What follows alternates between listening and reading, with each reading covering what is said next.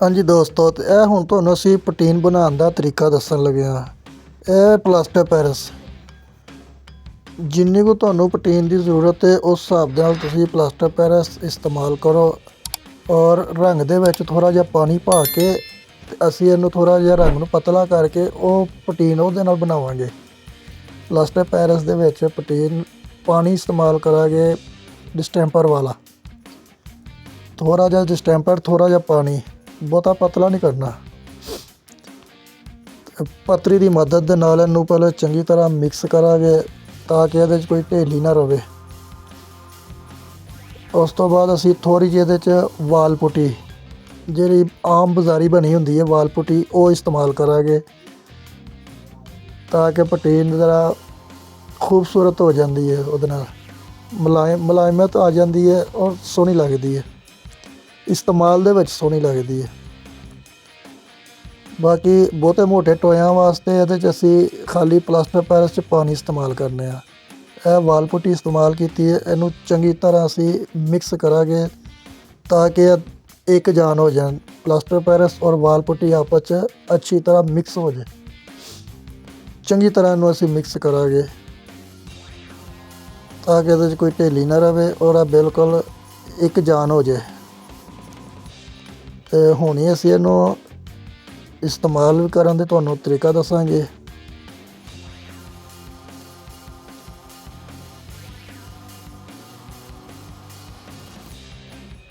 ਇਹ ਦੋਸਤੋ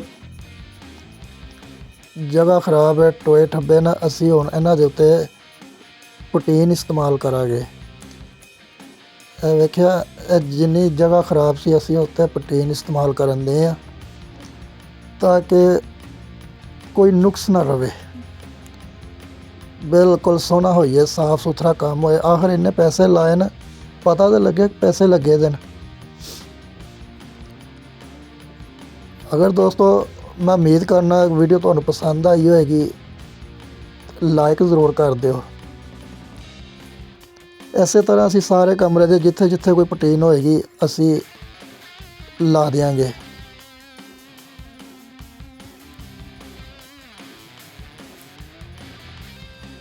ਜਿਹੜੇ ਮੋਟੇ ਟੋਏ ਨਾ, ਮੋਟੇ ਸੁਰਾਖ ਨੇ, ਉੱਥੇ ਖਾਲੀ ਪਲਾਸਟਰ ਪੈਰਿਸ ਔਰ ਪਾਣੀ ਦੇ ਨਾਲ ਪਟੀਨ ਬਣਾ ਕੇ ਲਾਉਣੀ ਚਾਹੀਦੀ ਹੈ। ਵਾਲ ਪੁੱਟੀ ਵਾਲੀ ਪਟੀਨ ਨਹੀਂ ਲਾਉਣੀ ਚਾਹੀਦੀ। ਔਰ ਸਿਲ ਵਾਸਤੇ ਵੀ ਇਹ ਪਟੀਨ ਬੜਾ ਰਿਜ਼ਲਟ ਹੈ ਇਹਦਾ, ਬੜਾ ਅੱਛਾ ਇਹਦਾ ਰਿਜ਼ਲਟ ਵੇਖਿਆ। ਐਡੀ ਜਲਦੀ ਉਖੜਦੀ ਨਹੀਂ।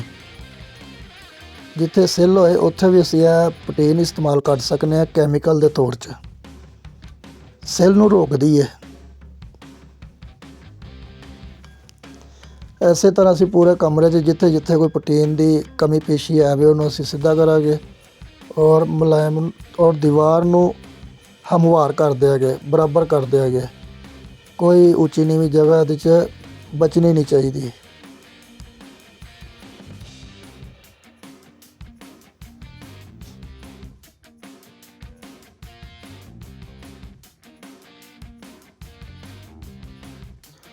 ਤਾਂ ਦੋਸਤੋ ਇਹ ਸਾਡਾ ਪਟੀਨਾਂ ਮੁਕੰਮਲ ਹੋ ਚੁੱਕੀਆਂ ਔਰ ਖੁਸ਼ਕ ਵੀ ਹੋ ਗਈਆਂ ਨੇ। ਹੁਣ ਅਸੀਂ ਇਹ 'ਤੇ ਰੇਗਮਾਰ ਮਾਰਾਂਗੇ ਅਤੇ ਹੁਣ ਰੇਗਮਾਰ ਮਾਰਨਾ 150 ਨੰਬਰ ਦਾ। ਪਹਿਲੀ ਜਦੋਂ ਕਟਾਈ ਕੀਤੀ ਹੈ ਤਾਂ 100 ਨੰਬਰ ਰੇਗਮਾਰ ਮਾਰਿਆ, ਅਤੇ ਹੁਣ ਪਟੀਨਾਂ ਦੇ ਉੱਤੇ ਜਿਹੜਾ ਰੇਗਮਾਰ ਮਾਰਨਾ ਉਹ 150 ਨੰਬਰ ਦਾ ਰੇਗਮਾਰ ਮਾਰਨਾ ਔਰ ਅੱਛੇ ਤਰੀਕੇ ਨਾਲ ਰੇਗਮਾਰ ਮਾਰ ਕੇ ਪਟੀਨਾਂ ਨੂੰ ਮੁਲਾਇਮ ਕਰ ਛੱਡਣਾ ਤਾਂ ਕਿ ਉੱਚੀ ਨੀਵੀਂ ਜਗ੍ਹਾ ਨਾ ਰਵੇ, ਬਿਲਕੁਲ ਮੁਲਾਇਮ ਹੋ ਜਾਣ।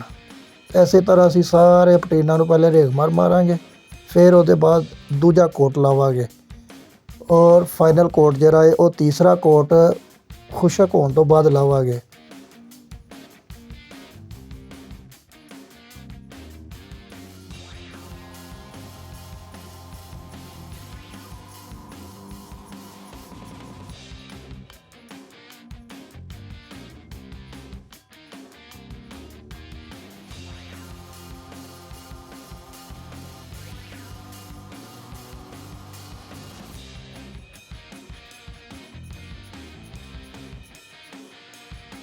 ਇਹ ਦੋਸਤੋ ਰੇਗਮਾਰ ਮੁਕੰਮਲ ਕਰਨ ਤੋਂ ਬਾਅਦ ਸਾਡਾ ਦੂਸਰਾ ਕੋਟ ਸ਼ੁਰੂ ਹੋ ਗਿਆ।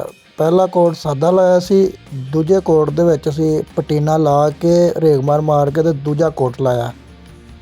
ਇਸ ਤੋਂ ਬਾਅਦ ਤਿਆਰੀ ਵਾਲਾ ਕੋਟ ਲਾਵਾਂਗੇ, ਜਿਹਨੂੰ ਫਾਈਨਲ ਕੋਟ, ਬਿਲਕੁਲ ਤਿਆਰੀ ਵਾਲਾ ਕੋਟ ਕਰਾਂਗੇ। ਉਹਦੇ 'ਚ ਸਾਡਾ ਵੀਡੀਓ ਵੀ ਮੁਕੰਮਲ ਹੋ ਜਾਏਗੀ ਔਰ ਇਨਸ਼ਾਅੱਲਾ ਉਮੀਦ ਕਰਾਂਗਾ ਕਿ ਤੁਹਾਨੂੰ ਵੀ ਸਮਝ ਆ ਜਾਏਗੀ ਕਿ ਕੰਮ ਕਿਵੇਂ ਕਰੀਦਾ ਔਰ ਕਿਵੇਂ ਕਰਵਾਈਦਾ।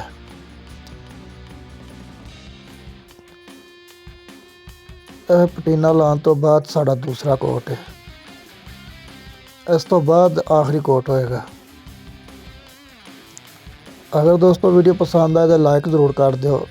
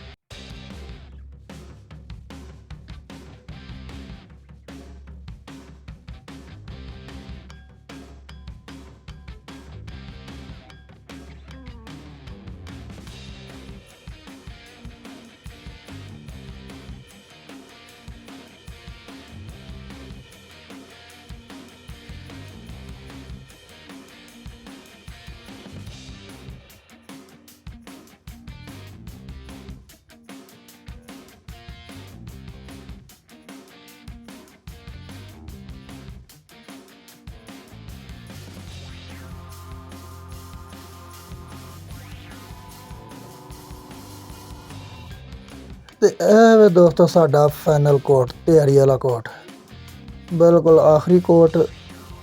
ਦੂਜਾ ਕੋਟ ਖੁਸ਼ਕ ਹੋਣ ਤੋਂ ਬਾਅਦ ਅਸੀਂ ਤਕਰੀਬਨ ਅਗਲੇ ਦਿਨ ਹੀ ਲਾਇਆ ਕੋਟ, ਤੀਸਰਾ ਕੋਟ, ਫਾਈਨਲ ਕੋਟ। ਅਗਰ ਦੋਸਤੋ ਵੀਡੀਓ ਪਸੰਦ ਆਏ ਤਾਂ ਲਾਈਕ ਜ਼ਰੂਰ ਕਰ ਦਿਓ।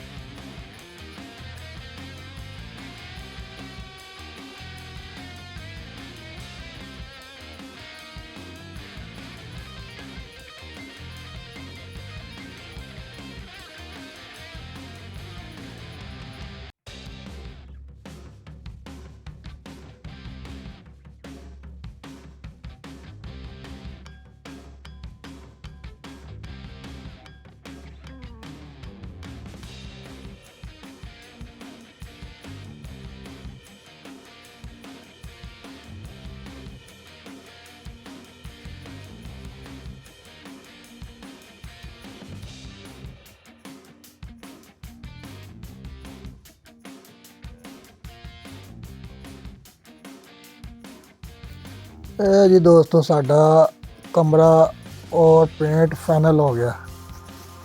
माशाल्लाह बड़ी प्यारी लुक निकली है, बड़ा ही खूबसूरत नज़र आ रहा, बहुत ग्रेस है।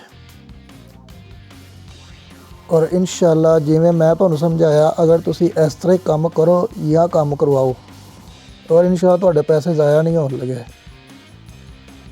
ਬਹੁਤ ਹੀ ਜ਼ਬਰਦਸਤ ਕਮਰਾ। ਪਹਿਲੇ ਵੀ ਇਹਦੀ ਹਾਲਤ ਤੁਸੀਂ ਵੇਖੀ ਹੈ ਕੀ ਸੀ, ਤੇ ਹੁਣ ਵੇਖ ਲਓ ਮਾਸ਼ਾਅੱਲਾ ਬਹੁਤ ਖੂਬਸੂਰਤ ਲੱਗ ਰਿਹਾ। ਅਗਰ ਦੋਸਤੋ ਵੀਡੀਓ ਪਸੰਦ ਆਏ ਤਾਂ ਲਾਈਕ ਜ਼ਰੂਰ ਕਰ ਦਿਓ, ਚੈਨਲ 'ਚ ਨਏ ਹੋ ਤੇ ਸਬਸਕ੍ਰਾਈਬ ਜ਼ਰੂਰ ਕਰ ਦੇਣਾ, ਔਰ ਬੈਲ ਆਈਕਨ ਦੇ ਬਟਨ ਨੂੰ ਵੀ ਜ਼ਰੂਰ ਦਬਾ ਦੇਣਾ ਤਾਂ ਕਿ ਸਾਡੀ ਹਰ ਨਈ ਆਉਣ ਵਾਲੀ ਵੀਡੀਓ ਸਾਰਿਆਂ ਨਾਲੋਂ ਪਹਿਲੇ ਤੁਹਾਡੇ ਤੱਕ ਪਹੁੰਚ ਸਕੇ। ਆਪਣਾ ਖਿਆਲ ਰੱਖਣਾ ਤੇ ਸਾਨੂੰ ਔਰ ਮੈਨੂੰ ਔਰ ਮੇਰੇ ਸਭ ਦੋਸਤਾਂ ਨੂੰ ਦੁਆਵਾਂ 'ਚ ਯਾਦ ਰੱਖਣਾ। ਅੱਲਾ ਹਾਫਿਜ਼।